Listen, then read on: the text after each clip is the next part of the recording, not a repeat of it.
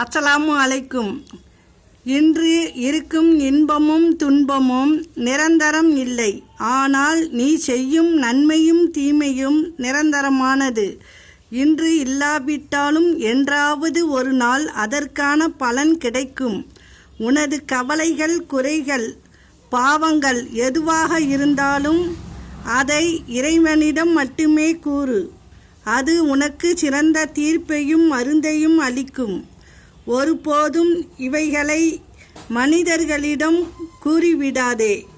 அது உனக்கு நோயாகவும் வாழ்க்கையின் அழிவாகவும் ஆகிவிடும். நமக்கு நல்லது எது என்று நாம் நினைப்பதற்கும் நமக்கு நல்லது எது என்று இறைவன் முடிவு செய்வதற்கும் நிறைய வித்தியாசங்கள் இருக்கலாம். ஆகவே நடப்பதை ஏற்றுக்கொள்ளுங்கள். இறைவனின் கணக்கு என்றும் தவறாகாது. இந்த உலகில் எதையோ தேடி அலைந்தாலும் மனிதனுக்கு இறுதியில் தேவைப்படுவது அமைதி மட்டுமே. அஸ்ஸலாமு அலைக்கும்.